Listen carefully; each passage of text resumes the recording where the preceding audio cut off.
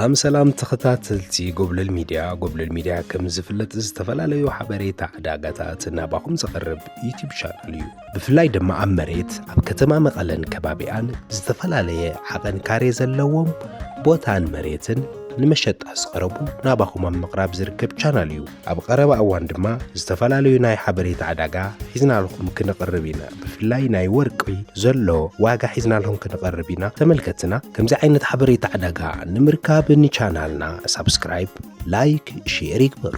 ንሎም ሒዝናልኩም ቀሪብና ዘለና ካብ 140 ካሬ ብላዕሊ ጀሚሮም ኣብ ከተማ መቐለ ማለት እውን ኣብ ከባቢ ደስታ ሆቴልን ዳግም ኣምሳለ ሰፈርን ማእኸል ከተማ ብዝኾነ ከባቢ ዝርከቡ ኢና ሒዝናልኩም መፂና ዘለና ተመልከትና። ስለዚ ክቡራን ተመልከትና ዓቐኖም ዋግኦም ሓደ ብሓደ ክነቕርበልኩም ኢና። ንክትከታተሉ ብኣኽብሮት ንዕድም።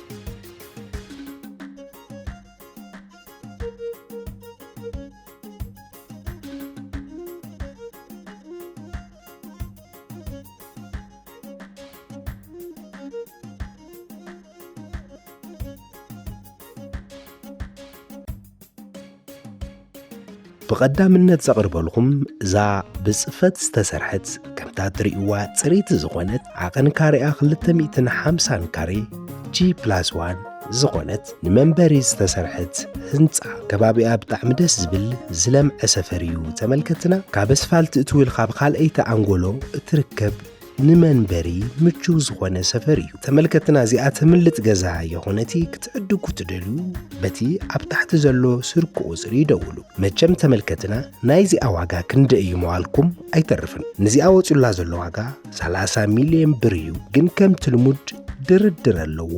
ይደውሉታ ምስ ሸያጢ ክነራኽቦም ኢና።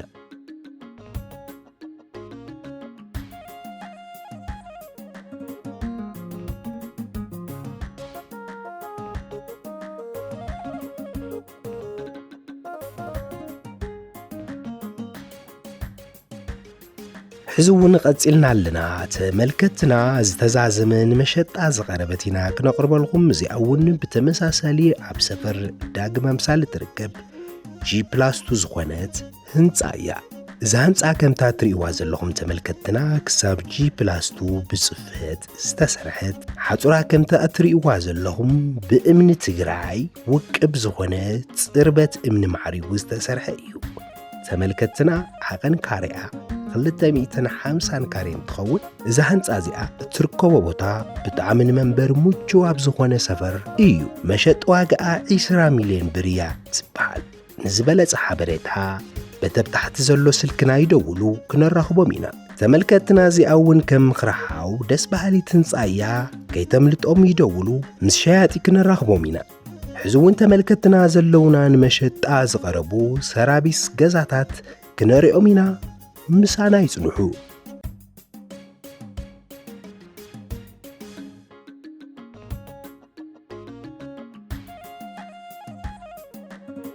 ቀፂልና ኣለና ተመልከትና። ሕዚ ንሪኦኩም ሰራቢስ ዝኾና ገዛታት እያ። እዛ ሕዚ ንሪኦኩም ዘለና ድማ ተመልከትና ከምታ ትርእይዋ ዘለኹም ዲዛይኑ ጽንሕ ዝበለ ዋላ እንተኾነ ብዙሕ ሰብ ኣፍሪሱ ህንፃ ንምስራሕ ዝደሊ ዓዳጋይ ስለ ዘሎ እዚኣ ሒዝናልኩም ቀሪብና ኣለና። ከም ትርእይዎ ዘለኹም ኣብ ማእኸል ዳግም ኣምሳልን ደስታ ሆቴልን ዝርከብ ከባቢ ንመንበሪ ምቹው ዝኾነ ሰፈር እዩ። እዛ ገዛ እዚኣ ዓቐን ካሬኣ 175 ካሬ እንትኸውን መሸጢ ዋጋኣ ድማ 11 ሚልዮን ብር እያ ወፂዋ ዘሎ። ደውሉታ ድርድር ኣለዎ እዩ ምስ ሸያጢ ክነራኽቦም።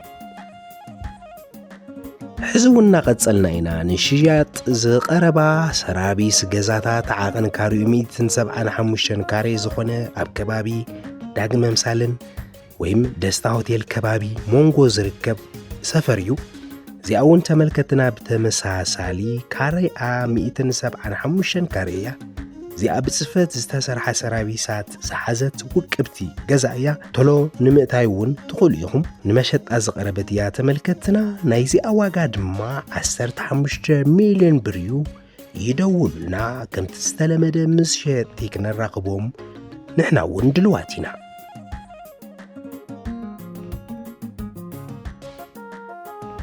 ሕዚ ተመልከትና ካብተን እናቕረብና ለኹም ዝመፃና ንሽያጥ ዝቐረባ ህንፃን ገዛታትን እዚኣ እውን ፍልይ ዝበለት ግራውንድ ፕላስ 3 ዝተሰርሐ ንዓራት ወይም ንኣልጋ ተባሂሉ ዝተሰርሐ ስፍሕ ዝበለን ድርጅት ዝኸውን ህንፃ እዩ ተመልከትና።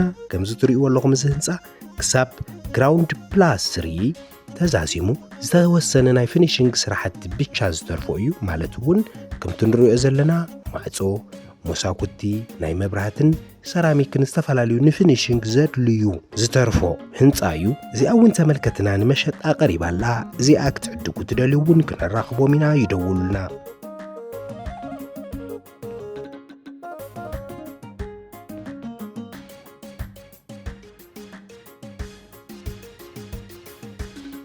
ሕዚ እውን ቀፂልና ኣለና ንዓኻቱም ንተመልከትና ንመሸጣ ዝቐረቡ ኣብ ምቕራብ ንርከብ።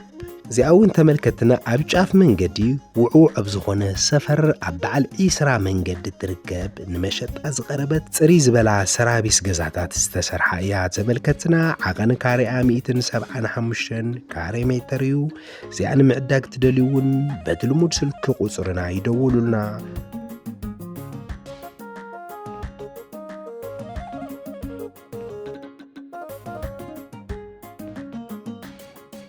ተመልከትና ኣብ መወዳእታ ነቕርበልኩም ተመልከትና ከምታ ትሪእዋ ዘለኹም እዚ ተሰሪሕዎ ዝነበረ ህንፃ ናይ ቀደም ዲዛይን ብምዃኑ እዞም ሰምዋና ኣብ ምፍራስ ይርከቡ።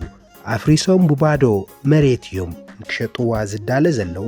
ዓቐን ካሬኣ 250 ካሬ እንትኸውን መሸጡ ዋጋኣ ድማ 15 ሚልዮን ብር እዩ። እዚኣ ብባዶ መሬት ጌርና ንውሰዳ እሞ ካሬኣ 250 ካሬ ትዕድጉ ትደልዩ ይደውሉና ተመልከትና። ንሎሚ ሒዝናልኩም ቀሪብና ዘለና ተመልከትና እዚ ክትከታተልዎ ዝፀናሕኹም ናብ መሸጣ ዝቐረባ ህንፃን ሰራቪስ ገዛታትን ኢና ቀሪብናልኩም ነርና።